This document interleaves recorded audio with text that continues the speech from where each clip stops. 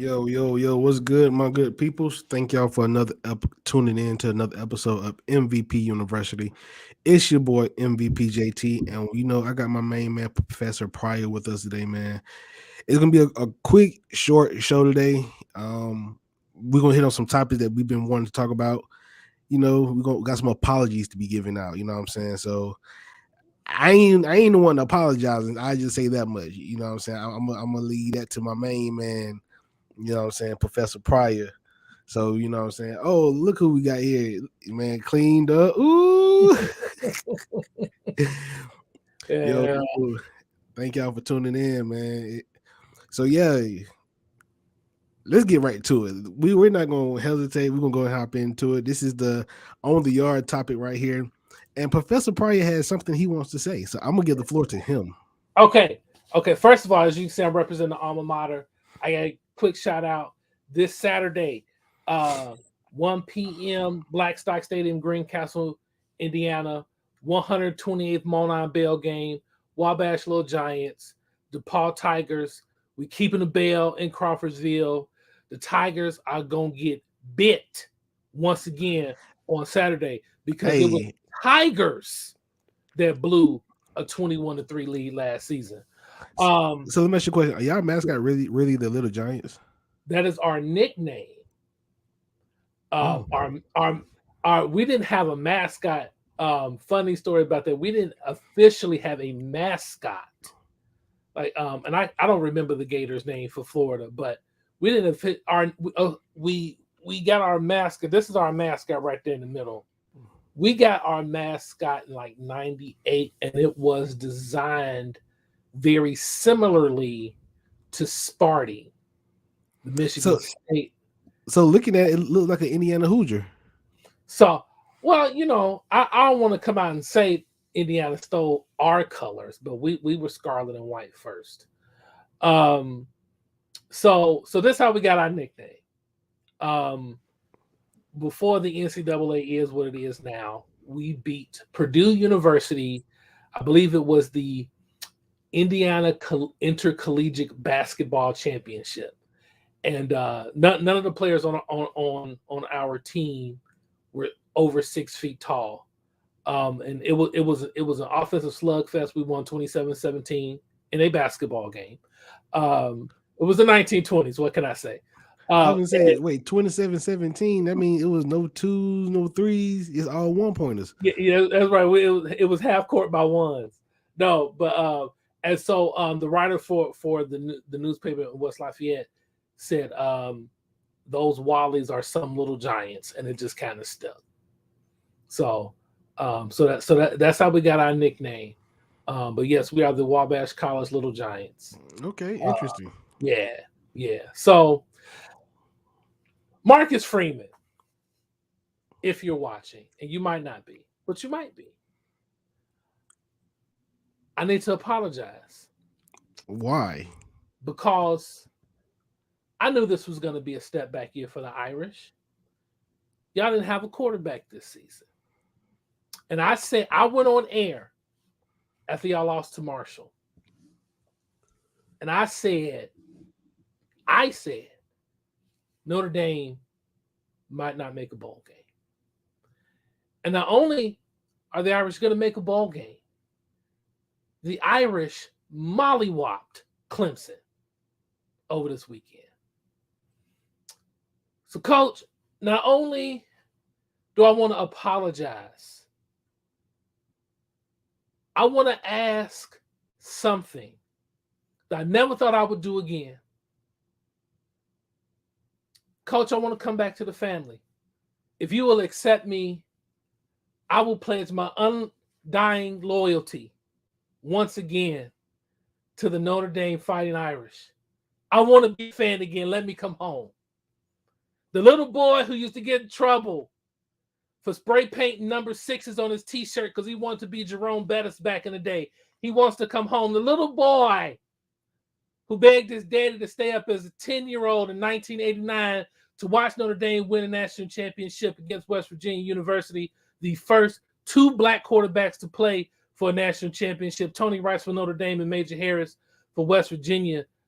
He wants to come back he wants to be a fan because So it sounds like to me, maybe I'm wrong, but you left the team because they wasn't successful at this current time. no, I left the team. So shout out to The Voice. When I first joined the MTMV family, I was asked my fandom, and I let them know I was not a fan because I took a very old school approach to writing about sports. It used to be a time where sports writers, sportscasters, you didn't know what team they rocked with. That was something they really didn't talk about. And most of them will kind of let their fandom go because you're writing for money. You want to be able to be as unbiased and subjective as possible. So I took that approach to writing. But man, Notre Dame got a black head coach, and it looked like they're gonna do him right. Unlike the way they did Ty Willingham. I can't help myself, man. I want to see this team do well. I want to see Notre. I want to see Notre. Listen, Marcus Freeman is recruiting his butt off. He's learning how to coach. He's got some very difficult decisions that he's going to have to make, i.e., whether or not he's going to fire Tommy Rees as his offensive coordinator. Because one thing you do kind of got to keep in mind when he took that job, the way he took it, he didn't really have a chance to hire his own staff. He hired Al Golden to be his D coordinator. He brought back Harry Highstand, but that's just because the D coordinator and online coach left. But he really didn't have. He really has not had an opportunity to really put his stamp on this team as far as his own coaching staff. And just by virtue of the fact that they cannot throw the football, and I'm sorry, I put that on the offensive coordinator. Not only do I put that on the offensive coordinator, I put that on the position coaches. The fact that these guys can't get open, the only person on your offense is the tight end, and he the only one that can get open. They've got two really good running backs. The offensive line is finally blocking the way they were supposed to block at the beginning of the season. But one thing about it, man, look, that team is all script. And if you can get ahead of Notre Dame and force them to throw, they're cooked. Because they beat Clemson and they threw for less than 100 yards. So here's my question. So Marcus Freeman, first year head coach, Notre Dame. He kept pretty much the entire staff because of the time that he came into the season. It was like he didn't really have time to go out and really hire who he wants. So, well, I don't think it was just that, though. Not for the sake of opinion. I think it was very much this whole idea of I'm gonna ride with y'all for the sake of continuity because I'm not gonna do y'all the way the previous coach did y'all. So I'm not gonna throw it. To me, I think it was a morale play. It was like, okay, Brian Kelly basically said, I can't win a national championship here with this team, these coaches, and these players. I'm leaving. So I think one of the reasons he didn't turn over the staff after the Oklahoma State game was, I think it was a solidarity thing. I really think it was. I think it was a situation where, listen, I want y'all to know that I'm with y'all. But look, and I like Tommy Rees. I think he's got chops. But I think if Notre Dame is going to open the door instead of keep knocking on the door, number one, Marcus Freeman is going to have to recruit a quarterback. Now, we'll see what CJ Carr is. He reclassified. So if I'm not mistaken, that means he'll be there this fall. Yep. We'll see what he is. You ain't gonna win on I don't think this is gonna be a Trevor Lawrence situation where he's just gonna come as a true freshman and win a natty. But he's got to find some receivers that can run. He's gonna have to find. Personally, he's gonna have to recruit a whole offense, in my opinion, because looking at what they have, they don't have a receiver that can create separation at all. Two, I don't think the set of receivers that they have are possession receivers. So you're going to have to somehow, some way recruit a quarterback, and also get you at least 2 or 3 good receivers, and also hit the transfer portal. The and transfer portal and is going to Notre be his Dame best can hit friend. the portal. Absolutely. And I think Lorenzo Styles is a decent possession guy, but he's definitely not a 1. He might not even be a 2. And then also I can't think of his name. Austin was really gonna be the key. He was gonna be in the slot, but that slot was gonna open up things for Michael Meyer up the seam at tight end, and then he got hurt before the season started. And there's some guys that they recruited. Like I've mentioned a guy by the name of Deion Colzie a couple times. He's the highest rated wide receiver Notre Dame's had on campus since Michael Floyd. And for some reason, after almost, a season and a half, that man's still not ready. That's coaching and development. I'm not putting it all on. Some of it's the player, but it's also coaching and development, especially when you know you need speed. And this guy's supposed to be some type of athlete. So yeah, I do. They need to really do something with that offense. But I do think some of it is scheme, and I think you go all the way back to the Fiesta Bowl against Oklahoma State. When Oklahoma State came back and won that football game, if there was one thing that jumped out was the fact that when they couldn't run the football with Kyron Williams, Tommy Rees had no counter punch. No counter. So right now they're sitting 6-3. Mm-hmm. Do you think, as a booster for Notre Dame, let's just say Professor Price is a booster for Notre Dame, first year head coach Marcus Freeman, all the hype, he's the perfect candidate for the job. We're done looking. We got our guy. 6-3 first year, good quality wins, and a lot of bad losses. Well, 2 bad losses. So do you think that because of which one think carries more weight, the 2 bad losses or 3? Because Marshall and Stanford, and you lost to Marshall and Stanford, and Ohio State. Ohio State, yeah, okay, I understand that one, but Marshall and Stanford, I don't know, but I hold Stanford in some ways kind of worse than Marshall, because Marshall was the week after Ohio State. Correct. So that was one of those old cliches. Ohio State beat them twice. They lost to Ohio State in the season opener, and then they went to Marshall, and then Marshall came to South Bend, and they just were not up for the Marshall game after that output, because they did a very good job, and I think teams that have kind of held Ohio State in check kind of used that Notre Dame formula. Mm-hmm. But Notre Dame couldn't throw, and that's why they couldn't do anything with Ohio State. So if I'm a booster, I'm going to coach, and I'm saying coach number one, because if I'm a booster, I own a whole bunch of local car dealerships, just FYI. So number one, Coach Marcus Freeman, you're going to come and you're going to sign a whole bunch of autographs at the car dealership during the off season. I'm signing the whole offensive line to an NIL deal. And y'all coming, y'all signing autographs. Y'all gonna stand by the big pickup trucks we sell. I'm trying to keep y'all in South Bend as long as I possibly can. And that my one concern next season, and we done went way too long about Notre Dame. And I do, but I have one more interesting piece about Notre Dame, and we're gonna segue to going on the yard.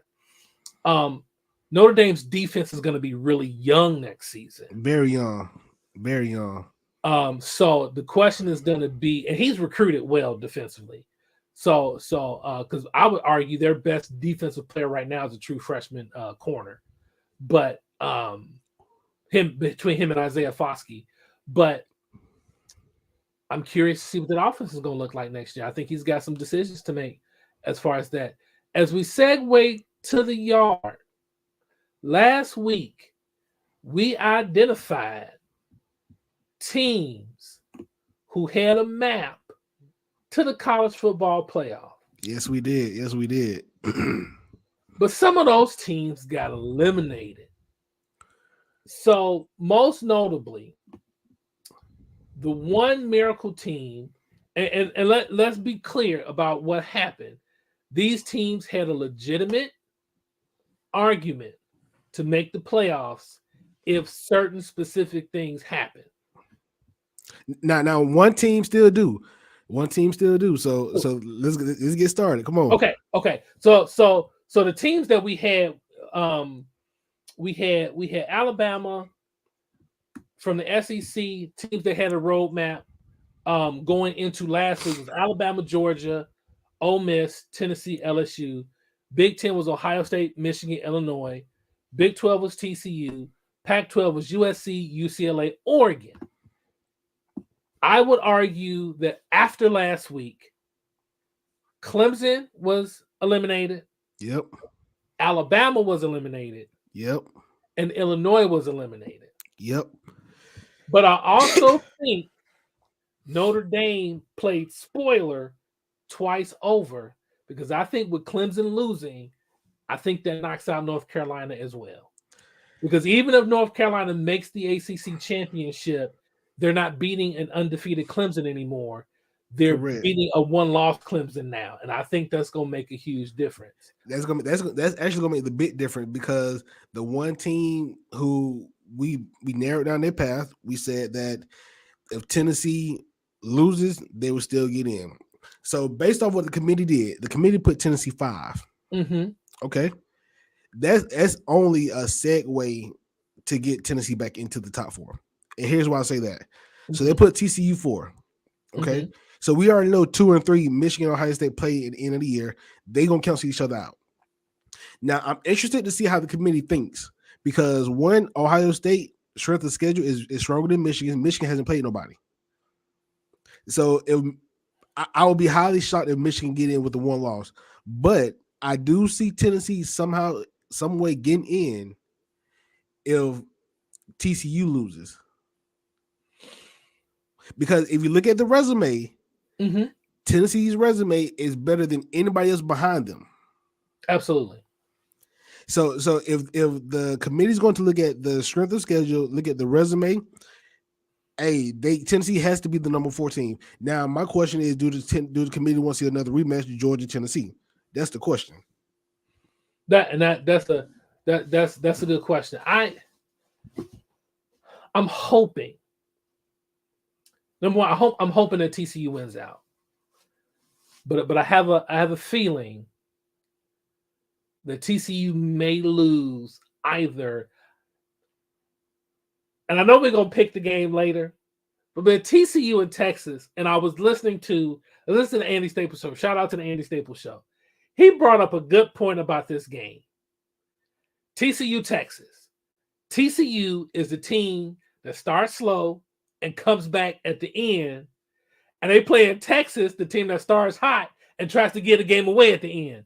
Because they did everything they could to try to get that game back to Kansas State last week, Jack. So that is going to be very, very interesting. I actually think I think TCU might lose to Baylor in the season finale. Oh. Only because, man, TCU is awful against the run. And that Baylor run game is starting to cook. And Blake Shapen is starting to take advantage of man coverage, and those young receivers are starting to play better. Now, but once again, here's the intriguing thing about that next week. TCU is a team that relies heavily on explosive plays. Baylor, ironically enough, coached by Dave Aranda, is a team that tends to give up explosive plays. So this is fantastic. This is the greatest thing ever because I really don't know if TCU may lose both of these games and TCU may win both of these games. So I don't want to. I'm not going to spoil it because we like 30 seconds away from that segment. But yeah. So hold on. So let me get to. Here are the teams that still have an argument. So in the SEC, it's only 2 teams. It's only 2 teams. Well, no, it's 3. I think they're 4. Okay, you give me your 4, I give you my 3. So Georgia, Yeah, that's my one. Tennessee, That's my two. Mississippi. They need help because they got to beat Bama Saturday, and No. they need LSU to lose because LSU beat them. Who's your And fourth team? LSU, LSU is my third team because right now LSU control their own path to the SEC yes, they championship do. game. They do. They So do. so let's just say hypothetically, Brian Kelly do the miracle and wins the SEC championship. Mm-hmm. Would you then put LSU in the playoffs, or would you look at it as if okay they got hot at the right moment, but still the resume Georgia and Tennessee goes in, but now that will cause a whole lot of confusion. But here will be the argument for keeping LSU out. Yes, they won the SEC, but one of those two losses was a blowout loss to Tennessee. Correct. So do you leave Tennessee out because they didn't even win their division, or do you put them in because they had I think it was a 27. I think they beat LSU 40-13. So Yeah. so you blow out the conference champs. That is going to be something. But I do think LSU would need some additional chaos. They would have to pull, the miracle of miracles, but then I think they will also need, I think they would need a 2-loss Pac-12 champ that would help. Um, I think they would probably need North Carolina to beat Clemson. That would also help. And I think it would also help if TCU lost. So I'm gonna say this: LSU win the SEC championship game. Tennessee and Georgia are in the playoffs. Yeah. So LSU, I'm sorry, but y'all won't make the playoff. Y'all get a good bowl. Y'all get a New Year's Six bowl, but They've been the Sugar Bowl for sure. yeah, Yeah, they straight been the Sugar Bowl. So in the Big Ten is Ohio State, Michigan. Big 12 is TCU, and then Pac-12 is still USC, UCLA, Oregon. I kind of don't get the lack of love for the Bruins. I think UCLA right now is a better football team than USC. So, But I get it that I get the non-con. I get that they barely beat South Alabama, but you can go back and look at Chip Kelly when he was at Oregon. He doesn't care about the non-conference schedule. I think both UCLA and Michigan are going to regret not playing that game, because I think that's how UCLA ended up playing South Alabama. yep. But even if you look at that, I mean, South Alabama is, I would say, one of 2 or 3 best teams in the Sun Belt. So that close but how much weight does a Sun Belt team hold? I think as far as the group of 5, I would say the top 4 Sun Belt teams will be every bit as good as the top 4 or 5 American teams, especially this season. Yeah, I can agree with that. So yeah. But I think UCLA is playing fantastic football. And I like UCLA's argument if they beat USC, and I think they can beat USC. Absolutely. And then they'd have an opportunity, I think at that point, they'd have an opportunity to get their win back against Oregon in the Pac-12 championship. And I just think the community needs to show the Pac-12 just a little bit more love. And here's the thing, I actually think even though UCLA is 12, I think they may be more likely to get in than Oregon, because I just think the committee is going to hold that 49-3 loss to Georgia over their head. I don't think so. You don't think so? No. Why? Because Oregon's sitting at 6. Oregon's sitting at 6. I think the only reason Oregon is sitting at 6 is because of that loss. That and USC flubbed that game against Utah. That's the only reason they're sitting at 6. But then also they have progressively gotten better since week 1. I agree. So the committee probably looking at it as if, okay, this is like I said before, this is the first game, new head coach, new offense, neutral site. It was the first time playing against another opponent versus themselves. So how would they fare against another opponent? You know what I'm saying? Yeah. So I personally think if Oregon runs the table, Oregon has a compelling statement argument as well. But I think you're gonna ask yourself the same question that you asked about Tennessee. Does the committee want to see Oregon Tennessee again? I mean Oregon Georgia again as a 1-4. But then I won't. I personally okay. Let's just say hypothetically, you know, if Ohio State wins, Mm-hmm. if Ohio State loses, do Ohio State get in as the at large? Because I mean Michigan will be in. Yes. So I will say this: they may not put Tennessee at a 4. They may put them at a 3. You know what I'm saying? To have a potential rematch in the national championship game like they did last year with Georgia and Alabama. So if Michigan wins and wins out, If Ohio Michigan State wins, loses. uh-huh. Okay, it would be easier for everybody if TCU also won out, because if TCU wins out, that I think two Big Ten teams will get in that situation. I Really? think yes, because keep in mind, If TCU went out, if TCU wins out, there I will go Georgia 1, Michigan 2, Ohio State 3, TCU 4.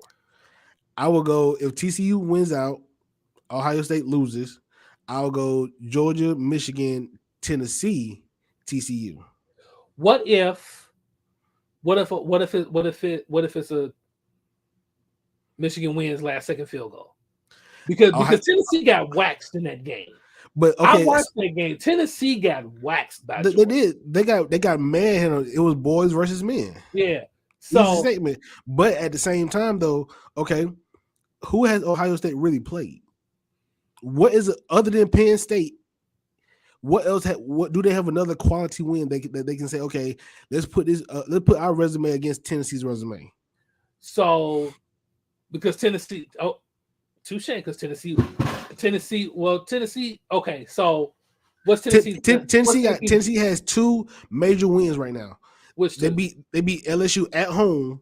Okay, I mean, they beat LSU on the road in Death Valley, and they beat Alabama. Alabama at home. Two wins against teams right now that's ranked in the top 10. And here's the irony to that. Because I think I think Ohio State's wins are comparable because they're similar. So if Ohio State loses to Michigan, then they don't have the 2 comparable wins. Because to me, like Tennessee's win against LSU is the same as Ohio State's win against Penn State, because they waxed Penn State. They fooled around with Penn State for about 2.5 quarters. They said, "Hey, we got all the 5 stars." So yeah, maybe. With the committee then, because you still got Oregon sitting there at 6. Oregon runs the table, win the Pac-12. Do you then put Oregon in over Tennessee? So here's my thing. The key component to this whole puzzle is TCU. I agree. TCU, and people may be like, no, that's not a key component. Yes, it is. Because if TCU runs the table, I do not see the committee leaving them out. No, they won't. Of the playoffs. So the key component right now is TCU, because behind TCU, everybody has quality resumes that can argue we deserve the 4 spot. That is true. And my thing is, if the committee put an undefeated Notre Dame in the playoff twice, which they did, you're gonna put an undefeated TCU in. And once again, that's when you get into TCU will not be one of the 4 best teams, in my opinion. But you win all your games, you win a Power 5 conference championship, you are one of the 4 most deserving teams. Because looking at okay, so 5 through 7. No, we're gonna go 5 through 10. So we already know TCU is number 4. So behind, if TCU loses, Tennessee has a valid argument at 8-1. Oregon has a valid argument at 8-1. LSU, they have a valid argument, but that 2 loss, I don't know how that would stand against the committee. And then that losses were 2 bad losses. USC, if USC wins out, which they probably won't, because I think they play Oregon in the Pac-12. No, They pick want Oregon to the the championship championship game. game. Yeah. They got So UCLA. so they will face Oregon in the Pac-12 championship game. 9 and 10 are just out. That's Alabama and Clemson. So Yeah. realistic behind TCU is blocking two potential three teams right now from being that four spot. Yeah. Tennessee, Oregon, and USC. Agreed. So like I said, they hold the key to Yes. a lot of people's future. So Yes. I don't know. It's these next 3 weeks gonna be very interesting. I like this. This is good. This is good. How you say it's a shamble. It's a miss up. This is the smidge of chaos. It is Smidge of chaos. smidge of chaos. I love it. The smidge of chaos. Yes, sir. So we're gonna go ahead and get into the film session. And as y'all probably gonna go ahead and know, one of the games we're picking is TCU Texas. So if y'all new to the show, thank y'all for tuning in. Film session is where we go and pick 5 games. We give our picks, and then we give a little insight on them. So right now, the first game on the docket, TCU Texas. Professor, talk to me. All right. So I am making sure, and it looks like TCU wide receiver Quentin Johnston is going to play. This is why I'm picking TCU, because Texas will try to hand the game to TCU. But unlike Kansas State, TCU will be more than willing to win the game when Texas gives it away at the end. So I got the Horned Frogs. All right, I'm with you. I'm taking TCU. I just feel like TCU has something to prove this year. Yeah. TCU at one point they were a team that pretty much was consistent in the Big 12. You know what I'm saying? Like they were week in, week out, right there competing against Baylor, competing against Oklahoma State. So they were a consistent team in the Big 12. I would say, who's the head coach? Wasn't it Tony Dykes? Tony Dykes. Yep. What's so crazy is he's winning with the same players Gary Patterson had last year. Like TCU didn't go in the portal and he didn't flip that roster. He went in with the same dudes. It's just crazy what a change of philosophy can do. But I think Gary Patterson time was up though. I agree. Me too. Like I think his time was up. So he had a good run, but hey, all good things must come to an end. Absolutely. All right, the next game, UCF and Tulane. This is a critical game. This is right. So right now, if the season were to end, the Tulane Green Wave with the pissed off wave and the megaphone on the helmet. That is the ugliest helmet, but I love it so much. They would be the Group of 5 representative in the New Year 6. They're the highest rated Group of 5 team right now in the playoffs. So this game is for New Year 6 positioning. And this is a tough one because Willie Fritz, Gus Malzahn, somewhat similar offenses. They like to run the quarterback. A lot of option philosophies in this one. But you know what? I think it may be time for just a little bit of new blood in the New Year 6. Man, I'm going with the Green Wave. I'm not sure if John Rice Plumlee plays for UCF. I think if he's out, that helps Tulane's chances in this one. So, doing my research on this and kind of sort of diving a little bit more into it, Tulane is playing some really good football. Yeah, they are. UCF, they're clicking now, but Tulane right now is really the Green Wave are green, and Michael Pratt right now is playing some really good ball. So with that being said, I'm taking Tulane, but it's interesting though because I was reading an article and they were saying, could Tulane be the new Cincinnati? I said no because Cincinnati had a team.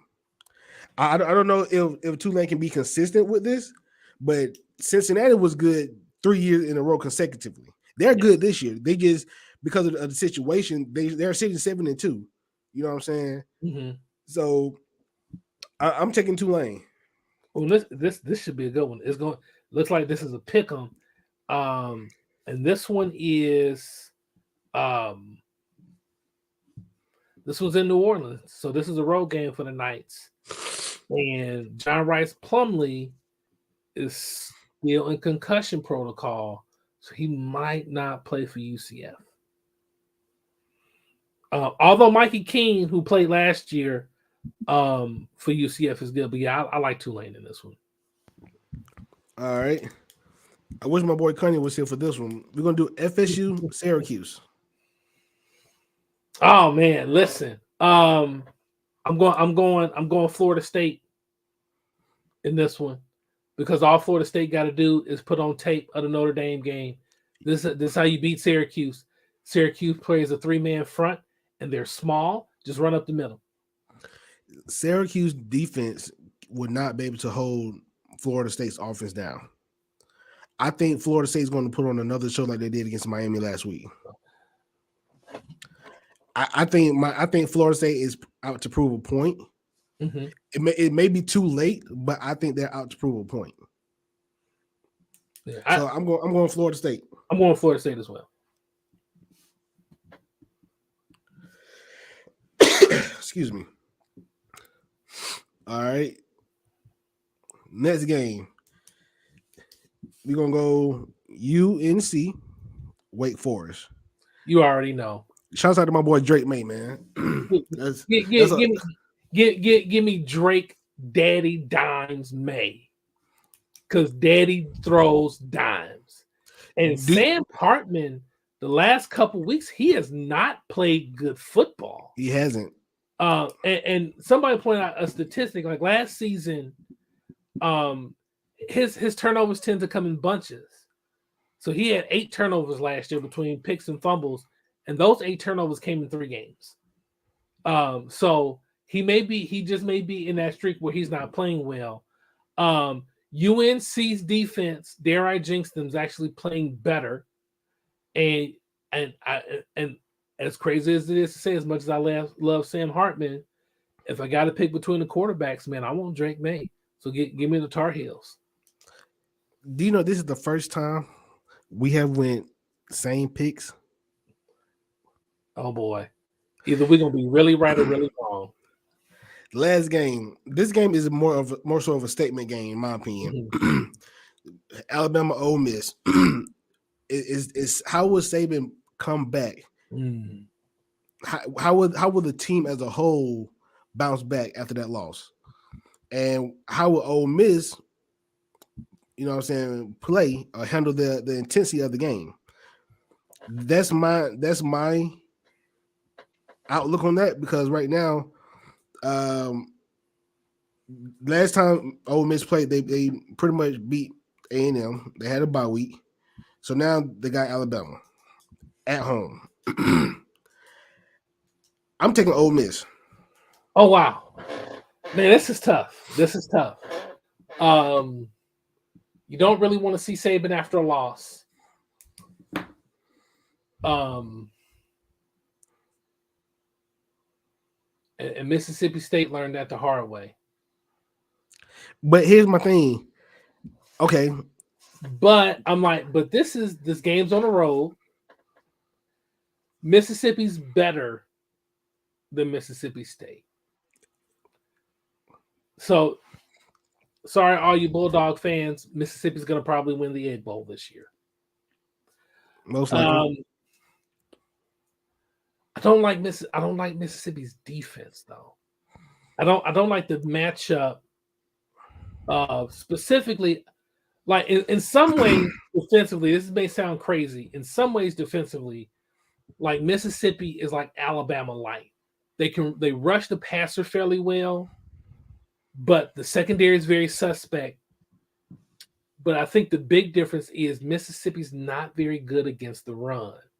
Now, hopefully, this week, unlike last week, Bill O'Brien, when he has success running the football, he'll keep running the football. Yeah. He But drove me batty last week against LSU. Jahmyr Gibbs started running well. He hit 2 runs. They hit like a 7-yard and an 8-yard. Then they threw it 5 times in a row, ended up punting. What are you doing? And LSU's run defense isn't very good. Like I'm like, we're not watching tape and setting the game plan based on the scouting report anymore. I know you got Bryce, Jordan, Mahomes, Young. I get it. But listen, I would argue if they let them cook, Alabama probably has one of the 2 or 3 best 1-2 running back combos in the country. absolutely. McClellan. But you got to let them run. But here's my thing, though. Okay, you go to Alabama to win national titles. Yes. You go to Alabama to get into the playoffs. Yes. Right now, those boys know that they're not in. I know. That's why I'm doing all this talking. I ain't picked this game yet. So do you? Me personally, I think you don't think they're gonna be motivated. No, for what? Why should they? I would not be surprised if Will Anderson leave the team for the rest of the season. I gotta tell you, man. I trust Nick Saban. I trust Papa Nick to get them up for this game. I really do. I'm gonna take Alabama. I'm gonna take Bama. After a loss, I like the run game. I'm hoping Coach takes my advice and runs Gibbs and McClellan. Just run them at Ole Miss all game. Force one of those safeties down in the box. Because one thing that you want when you have receivers that can't separate, and Alabama has receivers that can't separate, you want man coverage. Yeah. So now you got an extra safety in the box. Just run slants and crosses. You ain't got to try to run flat patterns all the time. And let Mahomes, as I've said, make it easier on your quarterback.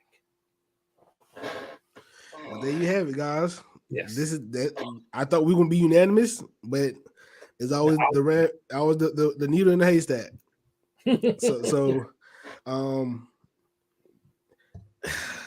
Can I ask you one question before we go? I know we're about to start. I got one question before we go. I meant to put it on the yard.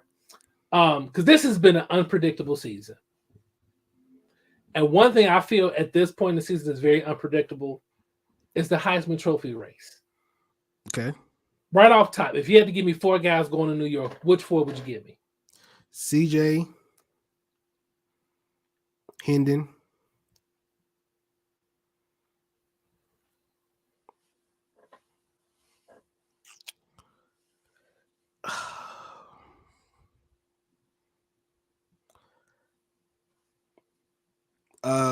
Cohen from Michigan.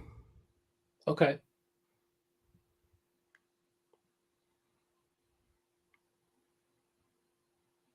Drake May. Okay. That's interesting. I got Bo Nix. I got CJ Stroud. I got Quorum from Michigan. My 4th may surprise you. I got Bijan from Texas. I got Bijan. I think that's my opinion. I don't think Bijan's going because Texas is going to probably have 3 or 4 losses. Yeah. So I would probably switch him with Drake. But here's my question, and I'm glad you put Quorum in there because I got a question. If Blake goes off against Ohio State, could Blake Quorum? Could he break the quarterback streak for the Heisman Trophy? Absolutely. Because we got Devonta a couple of seasons ago, but this has been a quarterback award for almost 20 years. So I'm gonna say this. The quarterbacks right now, CJ.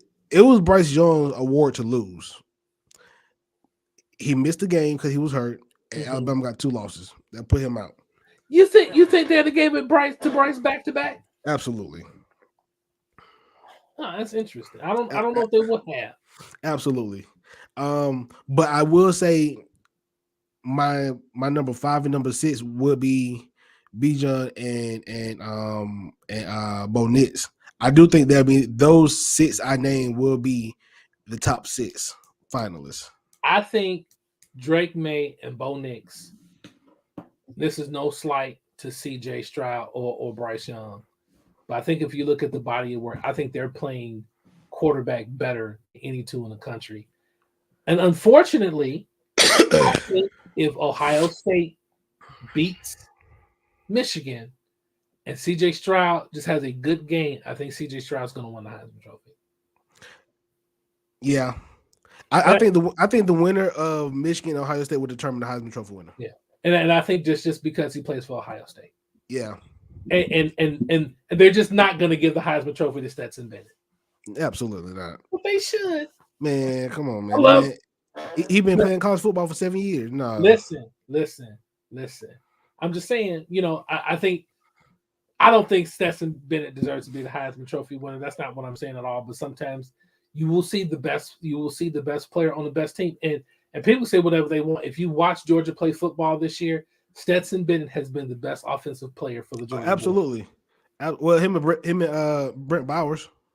Yeah, but who throwing it to Bowers? True. So it's true. So yeah, man. Thank y'all for tuning in to another episode of MVP University. It's your boy MVP JT. I got my main man Professor with me today. Like I said, always tune in with us. Follow us on Instagram, MTMV Sports.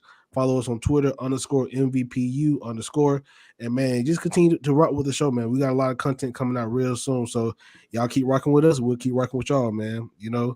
So as we always do at the end of the show, we got to see what's going on. So Professor, what you about to do, man? Man, my lecture is set. Got more committee work. Driving down to Terre Haute this weekend for more committee work. Just trying to do good for the university.